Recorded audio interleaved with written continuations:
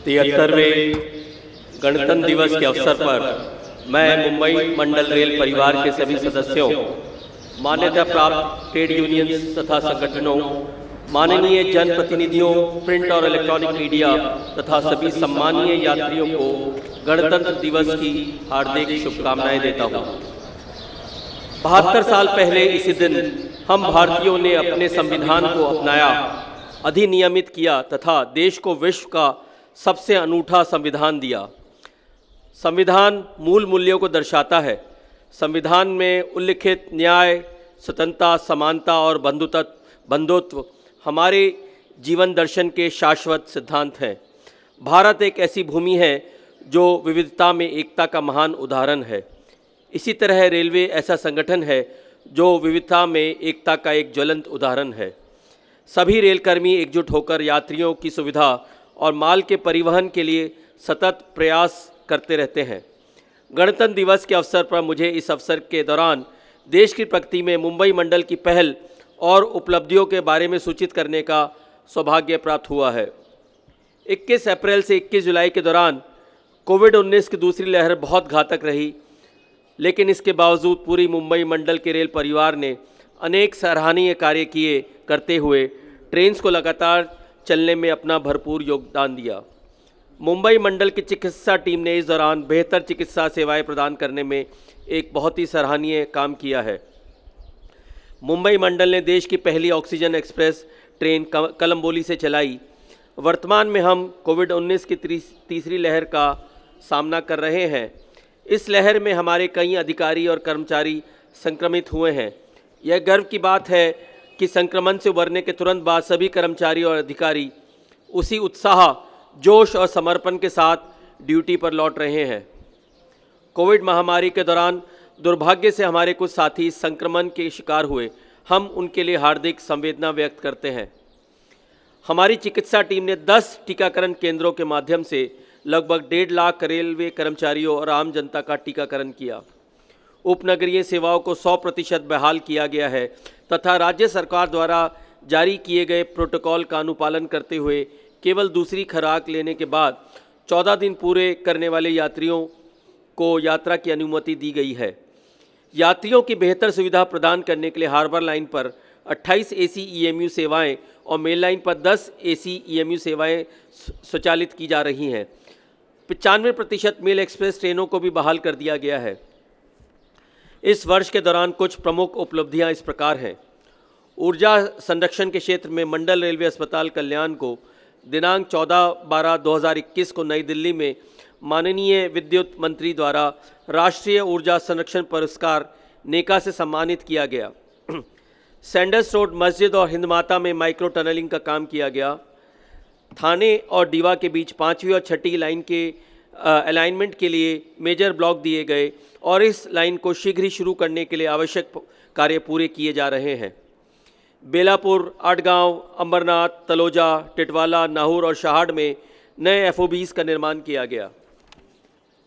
बदलापुर, विक्रोली, बाइकुला, माटुंगा, कांजुरमार्ग, विक्रोली, चुनाभट्टी में FOBs की मरम्मत की गई। वाडी बंदर में स्वचालित कोच सफाई संयंत्र शुरू किया गया। लोनावाला और JNPT में नए RRI को शुरू किया गया। टिटवाला में 2, उल्लासनगर में 2, LTT में 2, इस प्रकार 6 नए एस्केलेटर शुरू किए गए। ठाकुरली 1, कुर्ला में 3, मुलुंड 1, विट्ठलवाड़ी में 2, इस प्रकार 7 नई लिफ्ट्स स्थापित की गई। अंबरनाथ और कोपर में नए होम प्लेटफॉर्म्स का निर्माण किया गया। ठाकुरली, विट्ठलवाड़ी और विद्याविहार स्टेशंस पर नए बुकिंग कार्यालयों का निर्माण किया गया। CSMT स्टेशन पर कोच रेस्टोरेंट का निर्माण किया गया। ट्रैक पर बोल्डर्स के गिरने और रोकने के लिए साउथ ईस्ट सेक्शन में सुरंग का पोर्टल एक्सटेंशन किया गया और बोल्डर बैरियर्स लगाए गए। CSMT स्टेशन पर 15, LTT स्टेशन पर 10, इस प्रकार 25 HVLS पंखे लगाए गए। मानखुर्द, गोवंडी, तिलकनगर, चुनाभट्टी, GTB नगर, किंग सर्कल, रे road, cotton green, dockyard road, Sanders road और गोवंडी स्टेशन इत्यादि 11 स्टेशंस पर नए इंडिकेटर्स उपलब्ध कराए गए। शेलू, कोपर खरने और तुर्भे स्टेशंस में फ्री वाईफाई की सुविधा शुरू की गई। CSMT, दादर और LTT स्टेशंस पर डिजिटल क्लॉक रूम की व्यवस्था की गई। CSMT और LTT स्टेशंस पर ब्रेल मैप्स की व्यवस्था की गई। कुर्ला और कल्याण स्टेशन पर चाइल्ड फीडिंग सेंटर्स की व्यवस्था की गई। सीएसएमटी स्टेशन पर नए रनिंग रूम बिल्डिंग का निर्माण किया गया। सीएसएमटी स्टेशन पर उपनगरीय लॉबी का नवीनीकरण किया गया। सीएसएमटी मडगांव जनशताब्दी तथा मुंबई पुणे डेक्कन एक्सप्रेस और डेक्कन क्वीन ट्रेन में नए विस्टाडोम कोचेस की शुरुआत की गई। पर्यटन को बढ़ावा देने एवं माथेरन लाइन की विरासत की महत्वता को बढ़ाने के उद्देश्य से माथेरन रेल उत्सव 2021 मनाया गया। इस वर्ष मुंबई मंडल ने कुछ नए रिकॉर्ड स्थापित किए हैं। एनएफआर के माध्यम से 16 करोड़ रुपए का राजस्व हासिल किया गया, जो भारतीय रेल के सभी मंडलों के बीच उच्चतम राजस्व है। टिकट चेकिंग द्वारा 50 करोड़ रुपए अर्जित हुए, जो अन्य कुछ मंडलों की तुलना में उत्कृष्ट राजस्व है। मेल एक्सप्रेस समय पालन 95.7% है, जो पिछले 11 वर्षों में सर्वश्रेष्ठ है। उपनगरीय समय पालन 94.2% है, जो पिछले 10 वर्षों में सर्वश्रेष्ठ है। इस वर्ष प्रतिदिन 92.1 औसत ट्रेनों का इंटरचेंज हुआ, जो अब तक का सबसे उत्कृष्ट इंटरचेंज है। इस वर्ष अभी तक 13.5 मिलियन टन का लदान किया गया। मालगाड़ियों के संचालन की बेहतर निगरानी करने से मालगाड़ियों की औसत गति 2019-20 में 13.5 किलोमीटर प्रति घंटे थी, जो इस वर्ष बढ़कर 34.5 किलोमीटर प्रति घंटे हो गई है। माल भाड़ा यातायात को और अधिक आकर्षित करने के लिए हमने व्यापार विकास इकाइयों बिजनेस डेवलपमेंट यूनिट्स का गठन किया है। इस वर्ष कुल 11 नई कमोडिटीज को आकर्षित किया गया, जिनमें gypsum, carbon black feedstock, soybean तथा ऑटोमोबाइल प्रमुख है। हाल ही में PPP मॉडल के अंतर्गत भिवंडी रोड पर गुड्स शेड के विकास हेतु ठेका दिया गया है।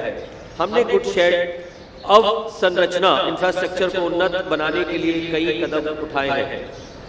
यात्रियों की सुरक्षा हमारा मुख्य उद्देश्य है, जिसके लिए सुरक्षा प्रदान करने हेतु हमने कई नए कदम उठाए हैं। पहल की है, NDRF द्वारा ट्रैक पर पानी का जमाव होने के कारण गाड़ियों में फंसे यात्रियों को मदद के उद्देश्य से उन तक पहुंचने के लिए 5 मोटर चलित इन्फ्लेटेबल नौकाएं एवं RPF पुरुष महिला कर्मचारियों के साथ रेलवे बाढ़ राहत टीम का गठन किया गया है। RPF ने कुल 271 बच्चों को बचाया। स्मार्ट सहेली मुंबई उपनगर के लिए सामुदायिक पुलिस योजना के माध्यम से एक महिला सुरक्षा उपक्रम शुरू किया गया है। इस उपक्रम में 7000 से अधिक नियमित यात्री सदस्य के रूप में पंजीकृत हुए हैं। अपराध मामलों में काफी हद तक कमी आई है, जैसे डकैती, यात्री सामानों की चोरी और फटका। यह सब हमारी कर्मठ RPF टीम की कड़ी मेहनत के कारण हो पाया है। कर्मचारी कल्याण मुंबई मंडल रेल परिवार देखरेख मुहिम और अन्य तरीकों से अपने कर्मचारियों से व्यक्तिगत कॉल के माध्यम से उनके स्वास्थ्य और कल्याण की निगरानी करता है। वर्ष के दौरान रेलवे कर्मचारियों को आर्सेनिक एल्बम 30 और विटामिन C की गोलियां बांटी गई हैं।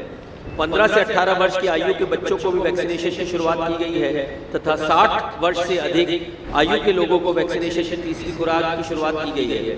इस वर्ष अनुकंपा के आधार पर 264 कर्मचारियों की नियुक्ति की गई है। लॉकडाउन के दौरान कल्याण रेलवे स्कूल का प्रदर्शन अनुकरणीय रहा है।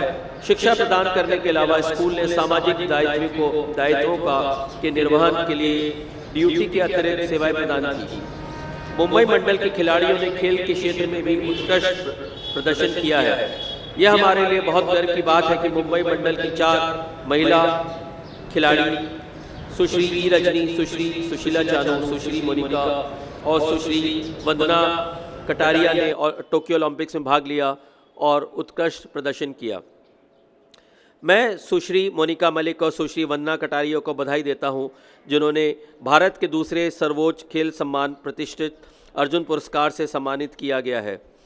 मैं आपको ये भी बताना चाहूँगा कि सुश्री वंदना कटारिया जी को अभी पद्मश्री अवार्ड से भी नवाजा गया है। मैं मुंबई मंडल के श्री वैभव महाजन को भी बधाई देता हूं, जिन्होंने तेलंगाना में आयोजित 13वीं Mister India national bodybuilding एवं फिजिक स्पोर्ट्स चैंपियनशिप 2021 में भारतीय रेल का प्रतिनिधित्व करते हुए 60 किलोग्राम वर्ग में स्वर्ण पदक जीता। हमारी मंडल सांस्कृतिक अकादमी के द्वारा सभी शाखाओं द्वारा किए गए महत्वपूर्ण कार्यों पर छोटे छोटे वीडियो बनाकर मंडल के अपने YouTube चैनल पर प्रसारित किया जाता रहा है। कई अन्य कार्य प्रगति पर हैं। यात्रियों की सुरक्षा एवं संरक्षा सदैव हमारी मुख्य प्राथमिकता रही है और हमारा लक्ष्य शून्य दुर्घटना है। हम इस लक्ष्य को हासिल करने का निरंतर प्रयास करते रहेंगे।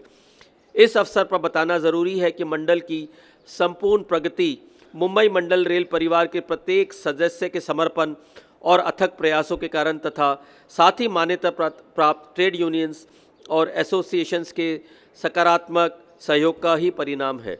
मैं आप सभी को मुंबई मंडल की प्रगति के लिए बधाई देता हूं। हमें हमारे सम्मानीय ग्राहकों से भी सहयोग मिलता रहा है। उनसे प्राप्त सुझावों को मंडल पर आगे के विकास के लिए सदैव ध्यान में लिया जाता है। अंत में मैं श्री मयूर शेल के पॉइंट्समैन वांगनी को बधाई देता हूं, जिन्होंने अपनी जान जोखिम में डालकर एक बच्चे को बचाया, और समर्पित आरपीएफ टीम को भी बधाई देता हूं, जिन्होंने इस वर्ष अब तक 37 लोगों की जान बचाई है। इस वर्ष कर्तव्य से भी बढ़कर beyond the call of duty पुरस्कार पहली बार प्रदान करने का निर्णय लिया गया है। इस वर्ष ऐसे 134 कर्मठ रेल कर्मचारियों को पुरस्कृत किया जा रहा है। अंत में हमारा प्रयास होगा कि हम हमारे ग्राहकों की संतुष्टि के लिए सतत बेहतर सेवाएं देते रहें और देश और रेल का नाम ऊंचा करें। जय हिंद।